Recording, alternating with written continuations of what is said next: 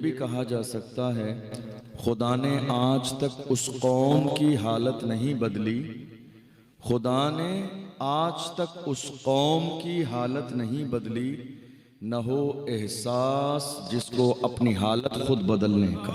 बेशक खुदा ने आज तक उस कौम की हालत नहीं बदली, न हो एहसास जिसको अपनी हालत खुद बदलने का। आज मुल्क के हालात हमारी नज़रों के सामने हैं, हमारे घर के हालात हमारी नज़रों के सामने हैं, हमारी अपनी ज़िंदगी, हमारे ख़ानदान की ज़िंदगी, हमारे समाज की ज़िंदगी हमारी नज़रों के सामने है। आप गौर कीजिए, इस्लाम आज सिर्फ हमारी ज़बान पर है, हमारी ज़िंदगियों में नहीं है। इस्लाम सिर्फ हमारी ज़बान पर है। हम नारा लगा रहे हैं, इस्लाम का दामन नहीं छोड़ेंगे, इस्लाम का दामन नहीं छोड़ेंगे। गौर कीजिएगा, इस्लाम आपकी ज़िंदगी में है कहाँ? जिस कौम की ज़िंदगी में इस्लाम हो वो कौम कभी शराबी नहीं हो सकती। जिस कौम की जिंदगी में इस्लाम हो वो कौम कभी जानी नहीं हो सकती। जिस कौम की जिंदगी में इस्लाम हो वो कौम कभी जुआ नहीं खेल सकती। जिस कौम की जिंदगी में इस्लाम हो वो कौम कभी सट्टा नहीं लगा सकती। जिस कौम की जिंदगी में इस्लाम हो उस कौम की बेटियां कभी बेपर्दा नहीं होती हैं। जिस कौम की जिंदगी में इस्लाम हो उस कौम के जवान अय्याशियों की दहलीज पे कदम नहीं रखते हैं। जिस कौम की जिंदगी में इस्लाम हो वो कौम कभी अपनी बेटियों की शादी ताखीर से करके जिना का दरवाजा नहीं खोलती है। जिस कौम की जिंदगी में इस्लाम हो उस कौम के जवान अपने मसलक के गद्दार नहीं होते हैं बल्कि वफादार होते हैं। जिस कौम की जिंदगी में इस्लाम हो उस कौम के जवान शराब और शबाब के आदी नहीं होते हैं। जिस कौम की जिंदगी में इस्लाम हो वो कौम कभी गुनाहों की दहलीज पर कदम नहीं रखती है। क्या कहा था ताजुश शरिया ने? जवानों से खिताब करके कहा था, जवानों जिंदगी ये नहीं है किसी के लिए, जिंदगी है नबी की, नबी के लिए। ना समझ मरते हैं जिंदगी के लिए, जीना मरना है सब कुछ नबी के लिए। भैया माइक एक बार सेट करके आवाज बढ़ा दीजिए, फिर उसमें उंगली मत लगाइए दोबारा, ये आवाज कम ज्यादा हो रही है आपकी। बार बार नाजिम साहब हमारे आपको टोकते रहे, एक बार कर दीजिए सेट। तो जहां इस्लाम जिंदगियों में होता है वहां हालात कुछ और होते हैं। मैं आपको बताऊं, कई बार ऐसा होता है जलसों में जाने के बाद इंतजामिया में से कुछ लोग आके कान में कहते हैं, हजरत जरा सा ख्याल रखना, जरा सा ख्याल रखना। चूंकि उन्होंने कई जगह हमारी कई मौजूआत पर तकरीरें सुनी है, इस्लाही भी सुनी है और इनकलाबी भी सुनी है, तो उन्हें डर लगता है कि कहीं इनकलाबी तकरीर ना हो जाए। कहते हैं, हजरत आप बहुत ज्यादा खुल के बोलते हैं, दबते नहीं है, क्या बात है? क्या बहुत बैकग्राउंड मजबूत है? मैं कहता हूं बता दूंगा तो तुम्हारा कलेजा दहल जाएगा। मेरे बैकग्राउंड की बात करते हैं। और रही दबने की बात, अरे क्या दबे जिस पे हिमायत का हो पंजा तेरा, क्या दबे जिस पे हिमायत का हो पंजा तेरा, शेर को खतरे में लाता नहीं कुत्ता तेरा। इमाम अहमद रजा के गुलाम न कभी डरते हैं, न कभी दबते हैं, न कभी छुपते हैं, न कभी भागते हैं, और वो जिस अंदाज में जहां भी होते हैं साबित कदम रहते हैं और जमाने को ये पैगाम दे देते हैं, याद रखना भागने वाले नहीं है, जान जाती है तो जाती रहे मगर मुस्तफ़ा की अजमत पर आंच नहीं आने देंगे। हुजूर की शान में एक जर्रे के बराबर गुस्ताखी को बर्दाश्त नहीं करेंगे। बहुत सारे लोग कहते हैं, हजरत जरा सा ख्याल रखिएगा, ऐसी तकरीर करना कि किसी को बुरी न लगे, किसी को तकलीफ ना हो, ऐसी बात बताना किसी को बुरा ना लगे। मैं कहता हूँ इसका मतलब ये है, ना जिना की बात की जाए जो कि हमारी कौम में आम हो चुका है आज की तारीख में, न सट्टे की बात की जाए कि हमारे जवानों में आम हो चुका है, न शराब की बात की जाए, न बेपर्दगी की बात की जाए, न नमाजों को छोड़ने की बात की जाए, कोई बात की ही नहीं जानी चाहिए। तो जलसा सिर्फ सजा लीजिए, उलमा मिंबर पर बिठा लीजिए और लाके सबके मुंह पर टेप लगा दीजिए कि जलसा सिर्फ जियारत के लिए है, हक बोलने के लिए नहीं है। जलसा सिर्फ जियारत के लिए, हक बोलने के लिए नहीं है। मगर याद रखना, कोई भी हो किसी और का मानने वाला चूक सकता है, अहमद रजा के गुलाम न कभी चूके हैं न कभी चूक सकते हैं। वो तो जब बोलने का मौका आता है तो खुल के कहते हैं, इसलिए कि हमें बेबाकी इमाम अहमद रजा ने घुट्टी में पिलाई है। जिस इमाम से कहा था नान पारा के नवाब की तारीफ कर दो, तो जलाल में आगे इरशाद फरमाया, अहमद रजा दुनियादार की नहीं तारीफ करेगा तो मदीने के ताजदार की तारीफ करेगा, अहमद मुख्तार की तारीफ करेगा। और जब तारीफ करने पे आए तो पुकार के कहते हैं, वो कमाल हुस्न हुजूर है कि गुमाने नक्शे जहां नहीं, यही फूल खार से दूर है, यही शम्मा है कि धुआं नहीं। फुसहा अरब के बड़े बड़े तेरे आगे यूं है दबे लचे, कोई जाने मुंह में ज़बां नहीं, नहीं बल्कि जिस्म में जान नहीं। करूं तेरे नाम पे जां फिदा, न बस एक जां तो जहां फिदा, तो जहां से भी नहीं जी भरा। करूं क्या करोड़ों जहां नहीं, करूं मधे अहले तो वल रजा। पड़े इस बला में मेरी बला, मैं गदा हूं अपने करीब का, मेरा दीन पारे ना नहीं।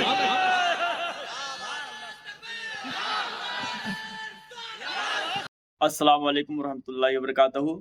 इस बयान को आप जरूर पूरा सुनिएगा, इंशाअल्लाह हमारे अंदर तब्दीली आ जाएगी और ईमान ताजा हो जाएगा इंशाअल्लाह। आइए पूरे बयान को सुनते हैं। कोशिश कीजिए, मैं आपको एक छोटी सी बात बताऊं। मैं इस्लाही तकरीर करूंगा आज आपकी घरेलू जिंदगी।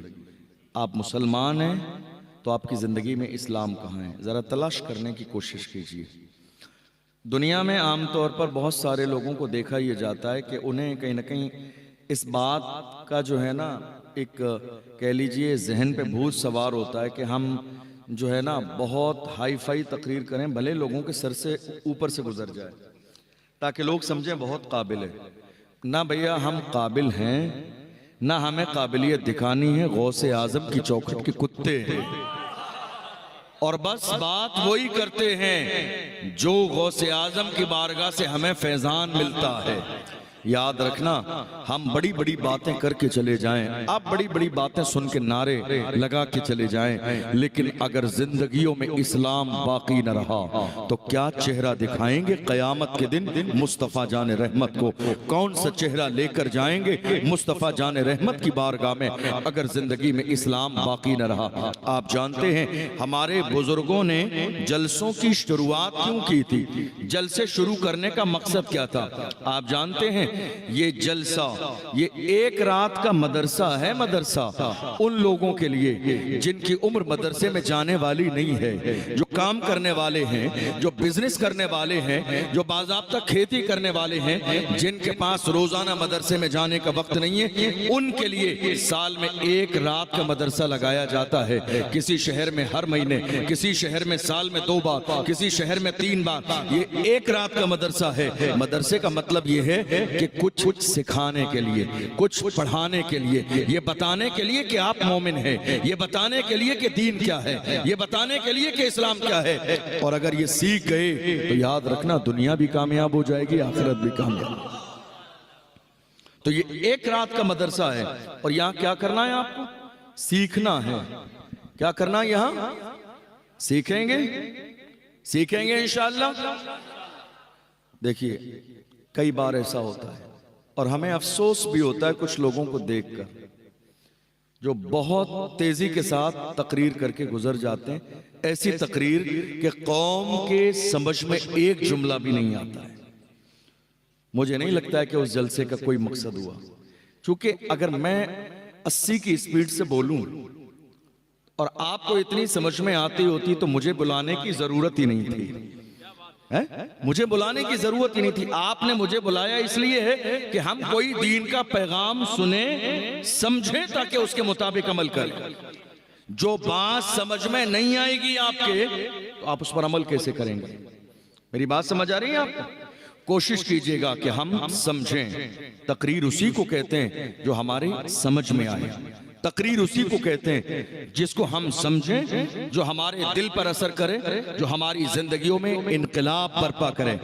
बात करना बहुत आसान है, लेकिन याद रखना ये जो जबान चल रही है ना, इस जबान को भी हिसाब देना है क़यामत के दिन। आप जानते हैं गीबत आज हमारे समाज में आम हो गई, बुराई आज हमारे समाज में आम हो गई, किसी के खिलाफ साजिश आज हमारे समाज में आम हो गई। हमारे यहाँ जितना जबान का गलत इस्तेमाल हो रहा है, दूसरी किसी चीज का गलत इस्तेमाल नहीं हो रहा है। हम जहां बैठ रहे हैं, 2 लोग बैठे हैं, जिक्र किसी तीसरे का है। जहां 3 लोग बैठे हैं, जिक्र किसी चौथे का है। जहां 4 लोग बैठे हैं, जिक्र किसी 5वें का है। हमने जबान का गलत इस्तेमाल किया और क्या सोच रहे हैं? हम जिसके बारे में बुराई करते हैं उसे मालूम नहीं है। अगर ये सोच रहे हैं, इसका मतलब ये है कि आपका ईमान अल्लाह की जात पर कमजोर है, इसलिए कि तुम जिसके बारे में बुराई और गीबत करते हो वो जाने न जाने, मगर उसको पैदा करने वाला परवरदिगार देख रहा है।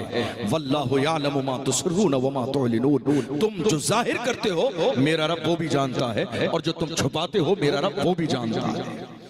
जबान का गलत इस्तेमाल आज हमारी जिंदगियों में है। आप गौर कीजिए, अल्लाह ने जबान को बनाया कैसा?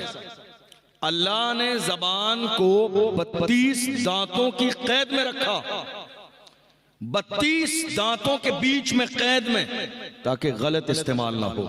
लेकिन उसके बावजूद सबसे ज्यादा गलत इस्तेमाल आज हमारी जबान का हो रहा है। यही जबान है जिसकी वजह से भाई भाई से जुदा हो जाता है। यही जबान है जिसके गलत इस्तेमाल की वजह से इमाम मुक्तदी से जुदा हो जाता है। यही जबान है जिस जबान की वजह से बीवी शौहर से जुदा हो जाती है। यही जबान है जिस जबान के गलत इस्तेमाल की वजह से आज मोहल्ले टूट रहे हैं, समाज टूट रहे हैं, बिरादरियां टूट रही हैं, सिर्फ जबान के गलत इस्तेमाल की वजह से। अगर दिल के कानों से सुन रहे हैं तो मेरी बात सुन के जाइएगा और दिल पे हाथ रख के सुनिएगा। जिन्होंने जिंदगी में जबान का गलत इस्तेमाल किया, याद रखना हमने ऐसे लोग भी देखे हैं जो जबान का गलत इस्तेमाल करते रहे, बुराई करते रहे, गीबत करते रहे, किसी के खिलाफ साजिश करते रहे, सुबह से शाम तक जबान का इस्तेमाल करते रहे। गलत इस्तेमाल जबान का हमने ऐसा भी देखा। एक दिन ऐसा भी आया कि अल्लाह ने उनको फालिज की बीमारी में मुब्तला कर दिया। जबान पर फालिज का असर हो गया। अब पड़े हैं बिस्तरे मौत पर, अब जबान चलने के लिए राजी नहीं है। अब कलमा पढ़ना भी नसीब नहीं होता है, अब कुरान पढ़ना भी नसीब नहीं होता है। कुरान यही तो कहता है, इन्ना बत्शा रब्बिका लशदीद, रब की पकड़ बहुत सख्त है। डरते रहो बुराई करने से पहले कि पकड़ न लिए जाओ, गीबत करने से पहले डरते रहो कि पकड़ न लिए जाओ, किसी मोमिन के खिलाफ साजिश करने से पहले डरते रहो कि अल्लाह की तरफ से तुम्हारे ऊपर अजाब नाजिल ना हो जाए। आप क्या समझ रहे हो? समाज में कोई एक मुअज़्ज़ज़ इंसान है, मिसाल के तौर पर आपकी कौम के इस वक्त रहनुमा और मुर्शिद हजरत मुफ्ती इरशादुल कादरी साहब हैं। हम जहाँ रहते हैं 4 लोग हमेशा हर जगह ऐसे होते हैं जो किसी न किसी बुनियाद पर मुखालिफत करते हैं और सोचते हैं इस शख्स को इतनी इज्जत कैसे मिली है, डाउन कर दें। याद रखना अगर ये सोच आपकी है तो अल्लाह की जात पर आपको यकीन नहीं है, क्योंकि कुरान कहता है व तुइज़्ज़ु मन तशाओ व तुज़िल्लु मन तशा। इज्जत देने वाली जात रब की है। रब जिसे इज्जत देना चाहे, मेरे नबी फरमाते हैं पूरी दुनिया अगर इस बात पर जमा हो जाए कि मिलकर तुम्हें नुकसान पहुंचाए, मेरा रब न चाहे तो नुकसान नहीं पहुंचा सकते। और अगर दुनिया इस बात पर जमा हो जाए कि तुम्हें फायदा पहुंचाए, मगर मेरा रब न चाहे तो फायदा नहीं पहुंचा सकते। हम तो बड़े खूबसूरत अंदाज में ऐसे लोगों को कहते हैं, नादान को इस बात का बिल्कुल नहीं पता। व तुइज़्ज़ु मन तशाओ व तुज़िल्लु मन तशा। अल्लाह के हुजूर ये होता है फैसला। व तुइज़्ज़ु मन तशाओ व तुज़िल्लु मन तशा। झूठी नवाज़िशात की बारिश फजूल है, हमको जलील करने की साजिश फजूल है। झूठी नवाजिशात की बारिश फजूल है, हमको जलील करने की साजिश फजूल है। हमारा कदम कदम पे मददगार है खुदा, वो तो इज़्ज़ु मन तशा ओ वो तो ज़िल्लु मन तशा। आज रोजाना कितने लोग मिलते हैं, हजरत दुआ कर दीजिएगा। किस बात की दुआ कराना चाहते हैं? दुआ कर देंगे, बताइए। का चंद लोग दुश्मन पीछे लगे हैं, वो मेरी इज्जत खराब करना चाहते हैं। मैं कहता हूँ खुदा के बंदे जाके सजदा किया कर 5 बार खुदा की बारगाह में, और इस बात से न डर फला पड़ोसी तेरी इज्जत खराब कर देगा। इज्जत ना उसने दी है ना वो खराब कर सकता है। इज्जत देने वाली जात मेरे रब की है, रब ने तुझे इज्जत दी है, इसलिए यकीन कर अल्लाह की जात पर। जब तक तेरे कदम गुनाह की दहलीज पर न जाएंगे तू कभी जलील और रुसवा नहीं होगा। जब तक तू खुदा की नाफरमानी नहीं करेगा कभी जलील और रुसवा नहीं होगा। कभी तू बुराई के रास्ते पर चलेगा तब जाके जिल्लत तेरा मुकद्दर बन जाएगी। इसलिए हम मोमिन हैं। हमारी जिंदगी देख लीजिए कहां हमारी जिंदगी गुजर रही है, गुनाहों में, शराब के अड्डों पर। हमारे 18 साल के जवान कहां हैं, 17 साल के जवान कहां हैं? शराब के अड्डे पर। आपको हैरत होगी इस वक्त सबसे ज्यादा जिना आम हो गया, सबसे ज्यादा जिना इस वक्त आम है। आप मुझसे कहिए मैं बड़ी हाई फाई तकरीर करके चला जाऊंगा, आप सुन भी लेंगे, सुभान अल्लाह माशाअल्लाह भी कह देंगे, मगर कल कयामत के दिन सवाल मुझसे भी होगा दीन कहां फैलाया, सवाल आपसे भी होगा कि दीन सीखा क्यों नहीं।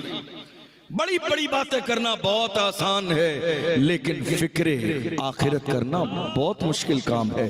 कब्र के बारे में सोचना बहुत मुश्किल काम है। क्या सोच रहे हो मेरी उम्र 22 साल की है तो अभी मेरे लिए जिंदगी की कई सालें बाकी है?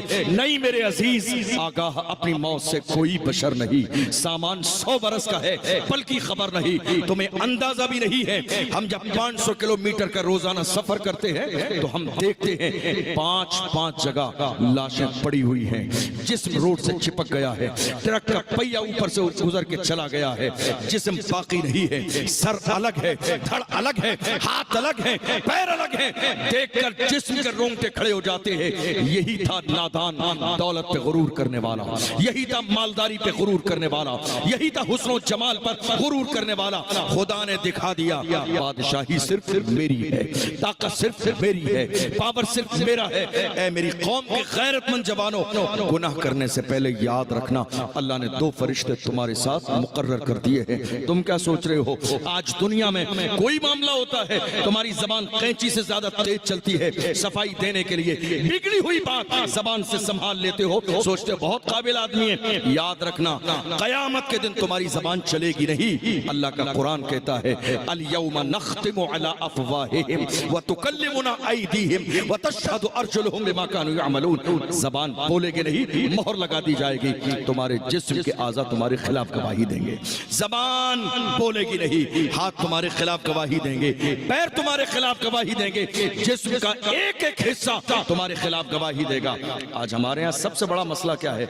हमारी और आपकी जबानों पर सवाल सिर्फ इतना है, हजरत क्या करें, कारोबार नहीं चलता है, हजरत क्या करें, परेशानी बहुत है। दिल के कानों से सुनिएगा, एक एक बात कुरान और हदीस की रोशनी में सुनाऊंगा आपको। दिल के कानों से सुन के जाइएगा और अपनी जिंदगी में शामिल करने की कोशिश कीजिएगा। आज शिकवा क्या है? हजरत कोई ऐसा तावीज मिल जाए कि हमारे कारोबार बेहतर हो जाए, कोई ऐसी दुआ हो जाए कि हमारी जिंदगी बेहतर हो जाए। आप जानते हैं किसी ने ये बात आपके जहन में डाल दी, साहब किसी ने जादू करा दिया इसलिए कारोबार फेल हो गया है, किसी ने बंदिश करा दी है इसलिए आपकी दुकान नहीं चल रही है, किसी बाबा ने तावीज कर दिया है इसलिए कारोबार और बिजनेस फेल हो गया। मेरे अजीजों गौर तो करो जरा, सादिक व मसदूक पैगंबर से पूछो या रसूल अल्लाह रिज्क में हमारे घर में कमी क्यों आई, हमारे घर में ये दौलत की कमी क्यों आई, हमारी जिंदगी में ये परेशानियां क्यों आई। जिस दिन तुम हुजूर से पूछोगे याद रखना असल चेहरा मेरे नबी की जबान से निकलने वाले जुमले तुम्हें दिखा देंगे कि जिंदगी में परेशानी क्यों है? याद रखना, वो तो परवरदिगार इतना करीम है, तुम तो इंसान हो। वो तो समंदर की व्हील मछली को रोजाना क्विंटलों रिस्क अता फरमाता है, वो तुम्हें महरूम कब करेगा? वो तो सांप बिच्छू और कीड़े मकोड़े को भी रिस्क देता है, हम तो फिर अशरफुल मखलूकात हैं। अल्लाह का कुरान कहता है वमा मिन दाब्बतिन फिल अर्दि इल्ला अल्लाह रिज़्कुहा, जमीन में कोई जानवर भी ऐसा नहीं है मगर अल्लाह अपनी रहमत से उसे रिस्क अता फरमाता है। कोई जानवर भी ऐसा नहीं है। आप गौर कीजिए, हमारे रिस्क में कमी कहां से आई? हमारा बिजनेस फेल क्यों हुआ? मैं वजह भी बताऊं और इलाज भी। हमारे कारोबार फेल क्यों हुए? हमारी बेटियों के रिश्ते क्यों टूट गए? हमारी खेतियां तबाह बर्बाद क्यों हो गई? क्या किसी ने तावीज कराया? क्या किसी ने गंडा कराया? या किसी बाबा ने हमारे लिए सिफली अमल कर दिया? नहीं मेरे अजीजों, अल्लाह के महबूब सादिक व मसदूक पैगंबर से पूछ लो। मेरे आका सल्लल्लाहु अलैहि वसल्लम इरशाद फरमाते हैं, जिना में 6 मुसीबतें हैं।